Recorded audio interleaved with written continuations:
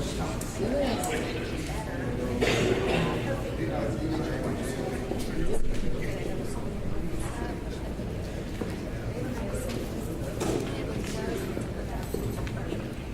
was standing up the side of the road waiting for Lex to go get the vehicle come back. And Russell came by.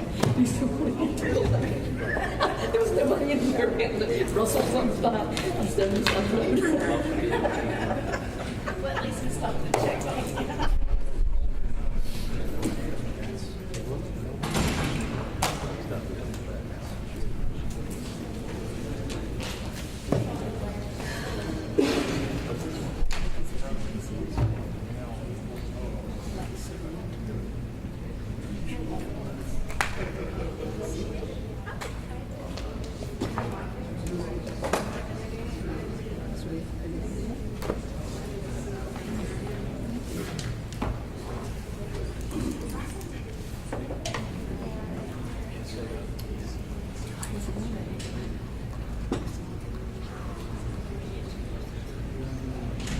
Oh, it's really hot.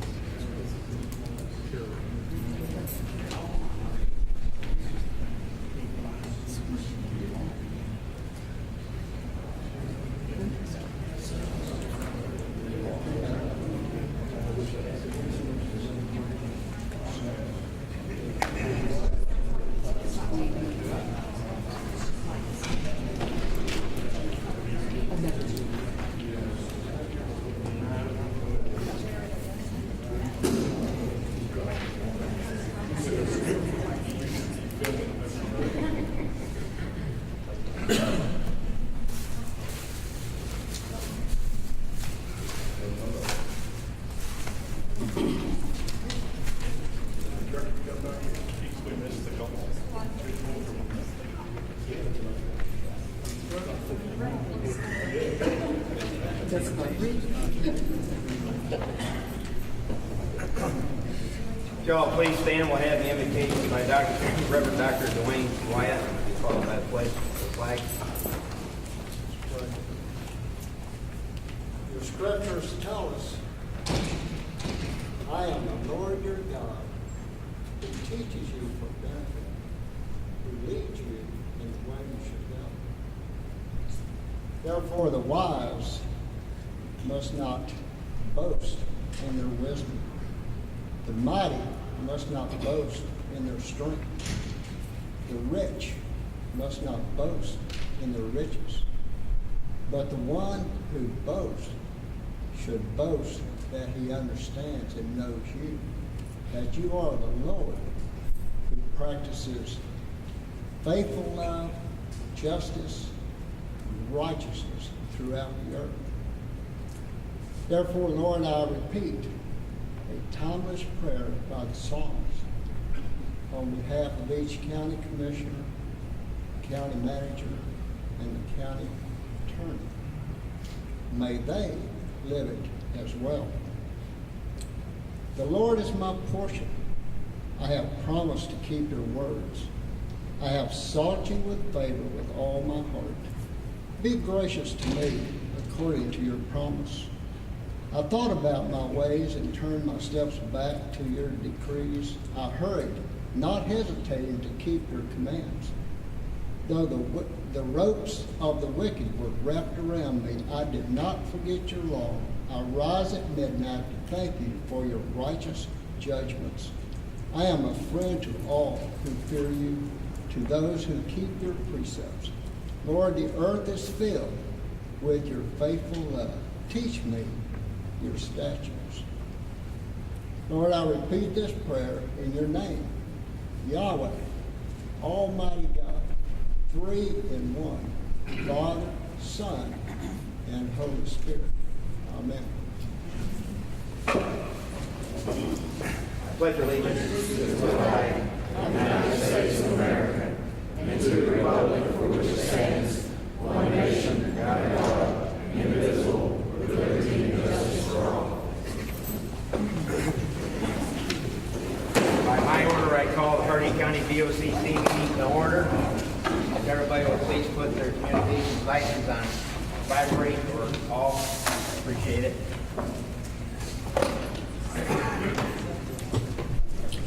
Okay, we don't have any minutes for approval tonight. Do we have a motion to approve the agenda? Motion to approve? A second. Second. All those in favor? Aye. Opposed?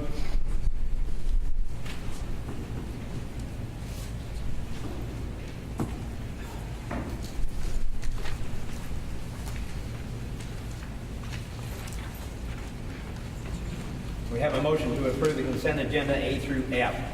Motion to approve the consent agenda A through F. We have a second. Second. All those in favor? Aye. Opposed? Okay, at this time, I will recess the BOCC meeting and convene the zoning meeting.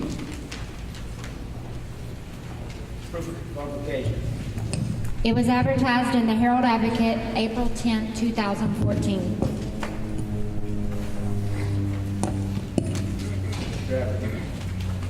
Ladies and gentlemen, this is a quasi-judicial proceeding, and decisions of this board must be supported by substantial and competent evidence. In rendering its decision, the board will rely solely upon testimony which is relevant and material, and any testimony given in the form of an opinion will not be relied upon unless given by a qualified witness. You'll have the right to give testimony, present evidence, and witnesses. The applicant, the board, and any other interested person shall be given an opportunity to ask questions of any witness. Any person who wishes to testify shall be administered an oath to swear or affirm to tell the truth. At this time, anyone who intends to comment or speak with regard to any of the zoning matters before us tonight, please stand for administration of an oath. Do each of you swear or affirm any testimony you'll give in this proceeding will be the truth, whole truth, and nothing but the truth? I do. Thank you. Okay, Laura? Has any commissioner received any oral or written communication regarding the land use items to be discussed? If so, please disclose the substance of the communication and identify the person making the communication.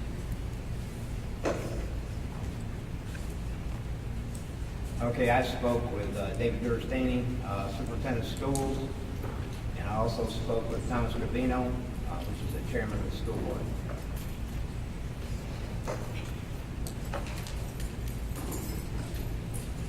And that had to do with the rezone of the Commerce Park.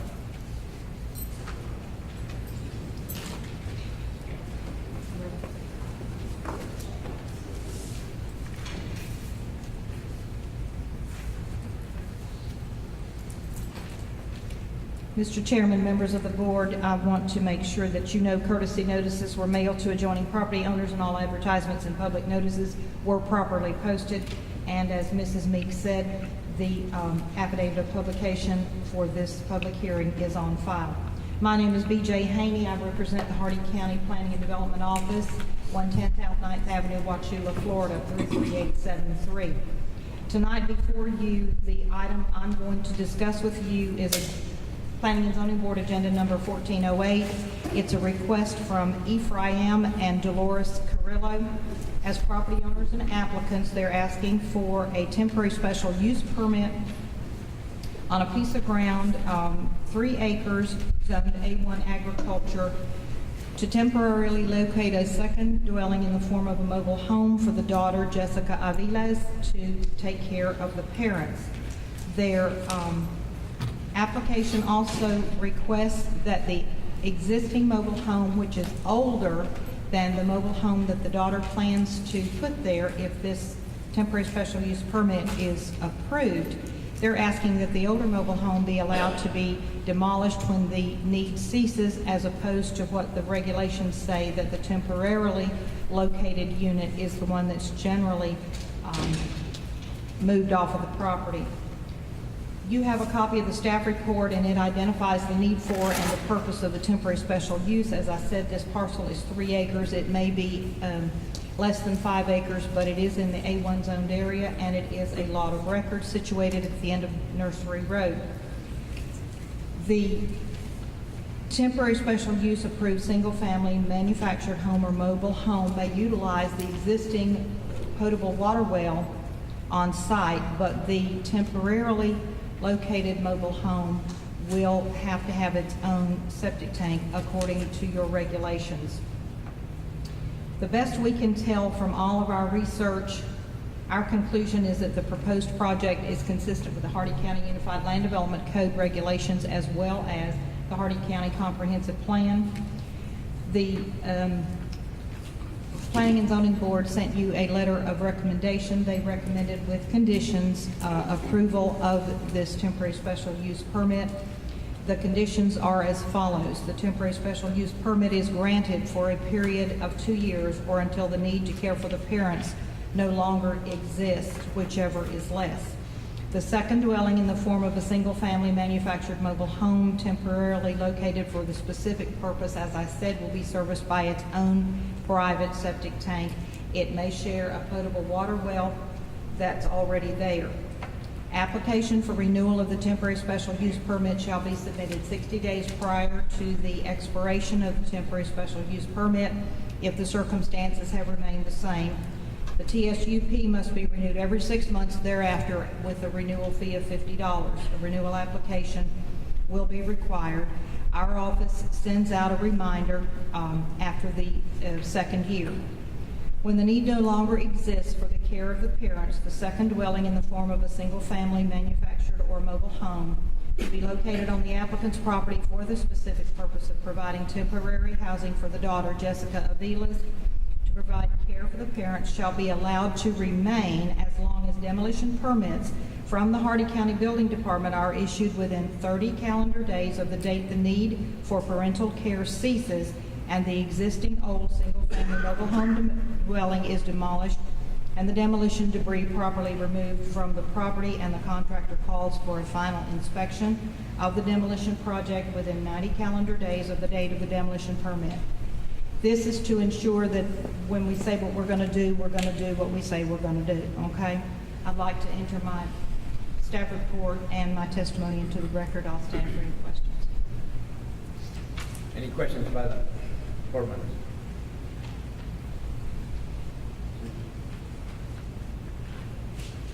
Do we have a motion? Mr. Chairman, motion to approve agenda number 14-08, temporary special use permit, request by Ephraim and Dolores Griffin. Do we have a second? Second. Do we have any public comment?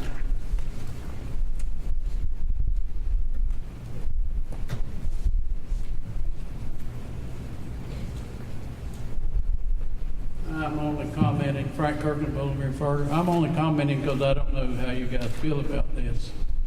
But it upsets me real bad, grieves me that we have major special exceptions that allow anything on this earth. That why should a citizen even have to ask for this? It needs, if we're giving property rights to the big guys, we need to go back to letting people pretty much do what they want on their own land if it's not harming anybody. Thank you.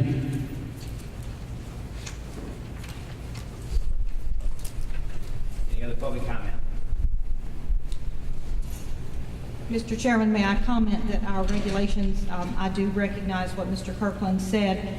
Our regulations do provide for one dwelling per parcel.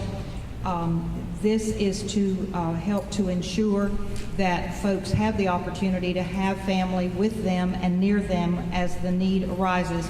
We've had about 20 throughout the county throughout the years, 20 temporary special use permits, or 23 approved. We've never had so far, since I've been in the planning department since 1991, we have not had any abuse of this privilege. We now have right now 3 active temporary special use permits. We watch them and do our best to monitor the need. We have, the board has approved 1 temporary special use permit a couple of weeks ago that has not been yet exercised, and this is the one we have before us tonight. Thank you. Okay, no more public comments. All those in favor? Aye. Opposed? Mr. Chairman, before we go any further, if I could just clarify, when we asked the first question earlier, I was thinking about Miss Beach Day, and I looked at Mr. Chancey out there, and on the previous question you asked, I have had conversations with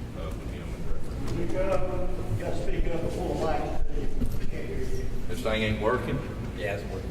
There now. I just want to clarify the fact we asked that question earlier about if on both these. I was thinking about this also. On the bottom one I have had, I did speak to Mr. Chansey about the question you asked. I just want to clarify that. All right, next item is ordinance number 2014-05, rezoning, first reading. Denny. Yes, sir. Kevin Denny, Director of Planning and Development. For the record, I am an AICP certified planner. I want to enter the staff report into the record and my testimony.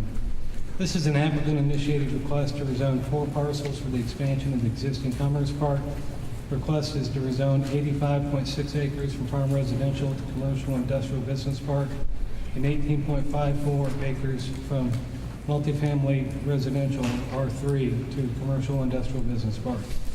All the parcels are located in the highway mixed-use category, meaning that the request is consistent with the comprehensive plan.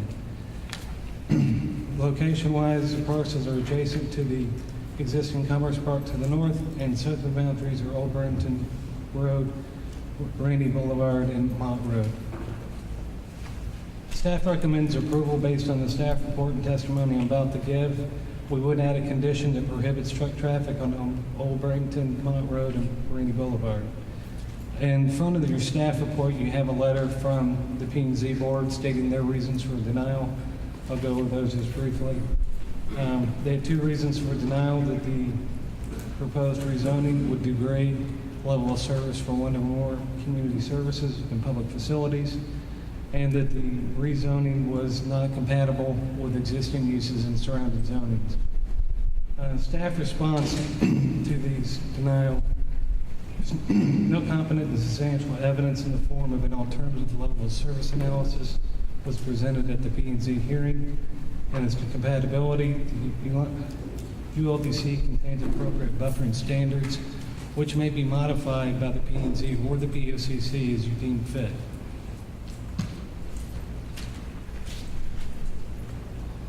Per section of ULDC section 7.04, we have standards of review or criteria by which rezonings are evaluated. The first criteria is consistency with the comprehensive plan. Our review starts on page 3, but we'll skip to page 5. There's a lot of policies involved. Policy L1.3.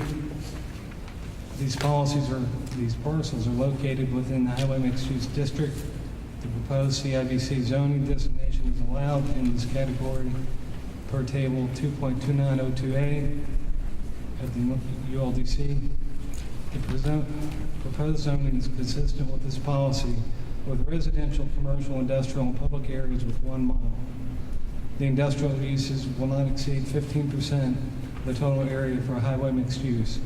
With the proposed addition, this would be, total industrial area would be 11%.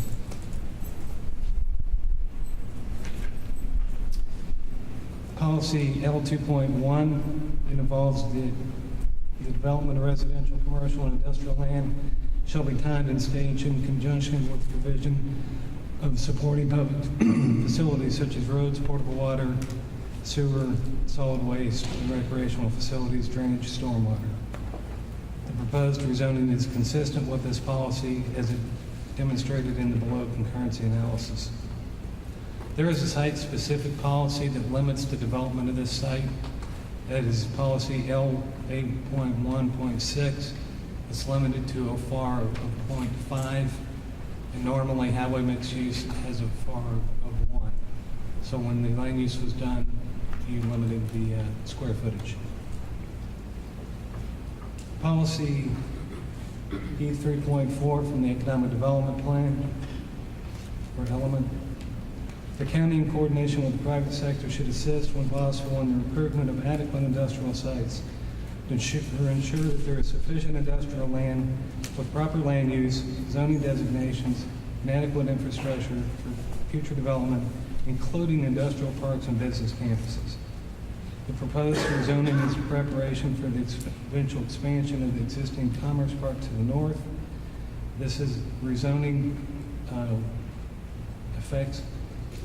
effectively expands the only industrial park in unincorporated county. Such parks are a focus of this policy. Second criteria involves the level of service for infrastructure. Concurrency analysis is the means by which we evaluate a project's impact on infrastructure. For this application, we review transportation facilities, water, sewer, and solid waste. The applicant will address the level of service management standards for stormwater and drainage.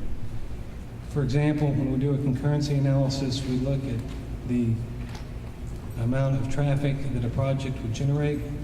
Each roadway has a capacity to handle traffic called the level of service. If the project exceeds the infrastructure's capacity, then improvements would be necessary. Our concurrency analysis starts on page 6. Overall, the project meets all level of service requirements. I do want to hit a couple of the highlights. We reviewed potential impacts on US 17, Gebhardt Road, Old Bradenton Road, State Road 62, Mott Road, and Rainy Road. Based on potential impacts, all roads have a passing level of service with no problems. In water and sewer, this project actually generates less demand than the current zoning if built at maximum densities. There are no issues in serving this project. Solid waste, Hurdy County landfill can serve the development. Again, on stormwater, we're going to defer to the applicant. The third criteria and final one is a focus on compatibility with surrounding land uses and surrounding zonings. On page 13, item J, we discussed ULDC provision to address buffering between different uses. For example, per table 3.15D, a type D vegetated buffer would be required between any industrial use and residential uses. This buffer ranges from 20 to 40 feet and width, depending on the density of the vegetation. The more narrow the buffer, the denser the vegetation. If there are concerns with compatibility, it is possible during the rezoning or the site development process to increase these buffers. The applicant is here, and I know they have a short presentation as well. Any questions? Any questions for Kevin?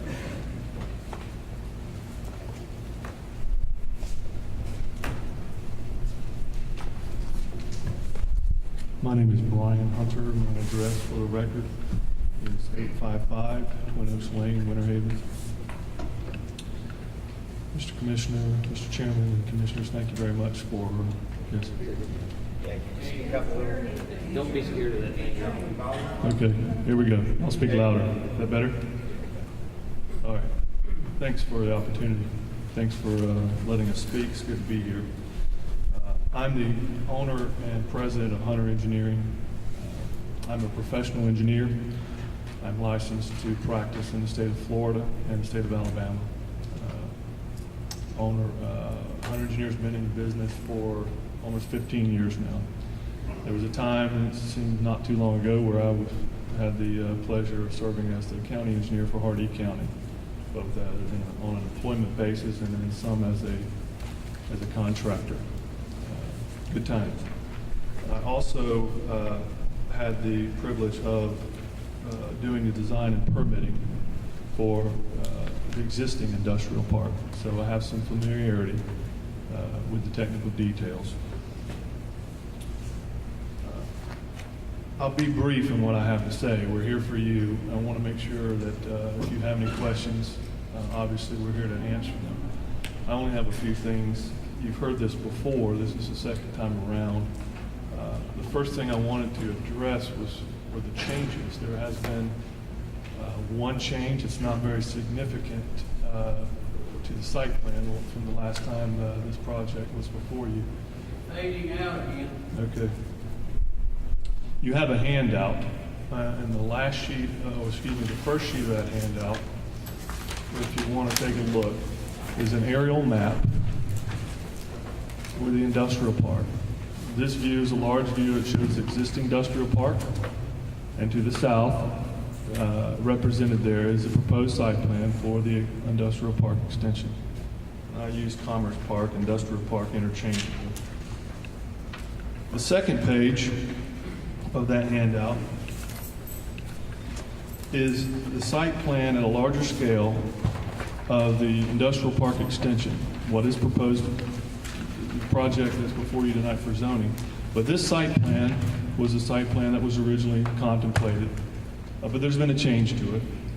Originally, the road that extended from Commerce Court to the south went all the way down to connect with the county road to the south. And if you flip the page one more time to the third page, the plan has been revised so that there's no longer an extension proposed to the south, no more traffic connection there at the time, proposed at this time. And there's a loop, an internal loop, so that all of the traffic is conceived to enter and exit through the existing transportation routes to the north through the existing industrial park. We can, Kevin mentioned we could speak to the drainage, and we certainly can. We're in the zoning process now. We haven't started design, but we have surveys, we have topo. The drainage plan is straightforward. It's very predictable, and we certainly can speak to that if you have questions later. But it will look a lot like the drainage plan on the existing industrial park. One of the advantages of a project like this is you can drive in and see phase one and get a real good idea what phase two will look like. So we can talk about drainage if you would like. I'd be very happy to. There was also some concern about traffic. We can certainly talk about traffic. We have current counts on the traffic generated by the existing industrial park. The park is currently about 60% developed. I think the counts were just under 700 trips per day when we counted, and that's not very significant. The numbers you have in your staff report are estimated numbers from ITE books, okay? They're book numbers, and that's what we have to do. That is the protocol for a new development. You look at the book and you look at what kind of development it is, and you assume the worst case scenario for the build out, and you calculate it up, and this is what your proposed traffic could be. And that's what Kevin Denny's done. Did a good job in his staff report. But just keep in mind that is the worst case scenario, and we have some empirical data here because we have the benefit of having an existing industrial park. And so the traffic is, even under the worst case scenarios, is significantly, it's below the levels that would trip any concern with levels of service. Now, the actual traffic counts are far below that. And frankly, the other side of it is the traffic ain't all that bad sometimes. The traffic is generated in this park for people going to work. And sometimes we might want to log jam the traffic out there because it's an industrial park that's intended to create jobs. We're far from that, but just if you would, keep in mind the more traffic there, the more people are working, the more industry is coming to Hardee County, and we're a long way from having a traffic jam or even a level of service problem. Land uses. One of the things that was brought up in the Planning and Zoning Board, and it seemed to be a concern, and it would be a valid concern, was the fact that it seemed to me that the board felt they were losing control, that if they approved the zoning request, that there is such a wide range of uses allowed that they would lose control and lose purview over what went in. In terms, we were throwing out nuclear power plants, 3 Mile Island, all kinds of scary things. But the fact is, and we mentioned this then, I think it's worth mentioning again, out of all the uses that would be allowed under the proposed zoning, there are 8. Only 8 that are permitted uses. And I want to read through that list. And as you know this better than I do, anything other than those 8 uses would require either site plan approval, special exception, or major special exception. All of which would have to come back through the county for review and the zoning board. So to get a chance to look at it again. Okay, let's look at what those uses are. It won't take me long. These 8 uses are permitted, meaning they could, folks could put, if the zoning was granted, they could put these uses in, without further site plan development, without further review from the Planning and Zoning Board for the County Commission. Manufacture of finished products and repair, agriculturally related. Wholesale sales, agriculturally related. Agricultural equipment rental and sales. A private club.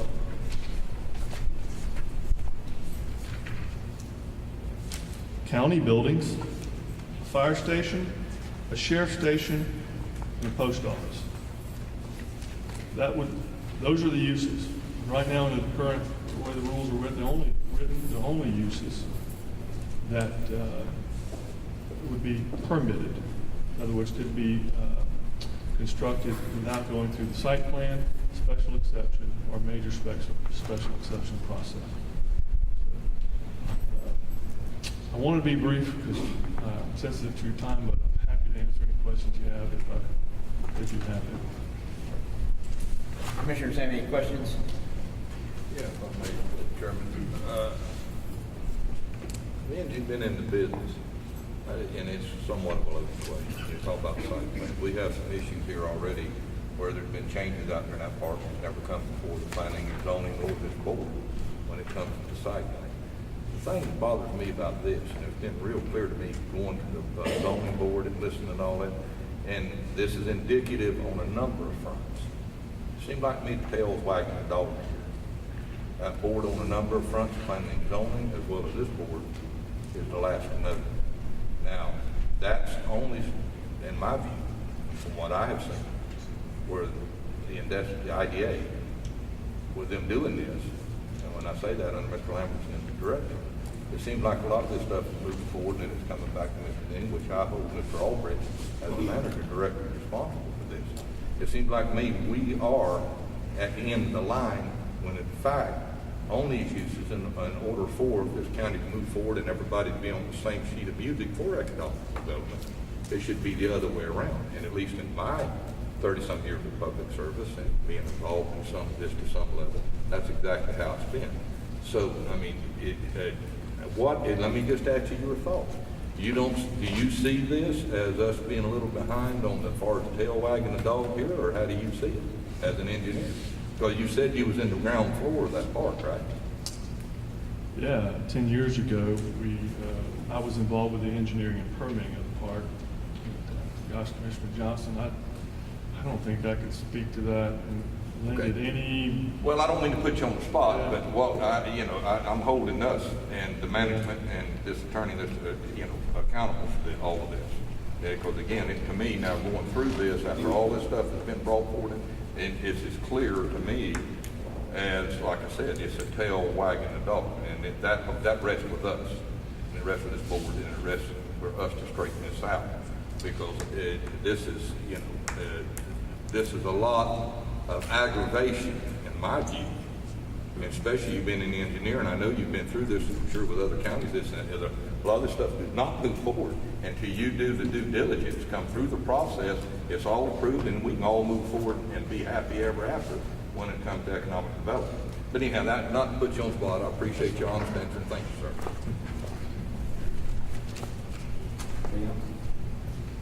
Thank you.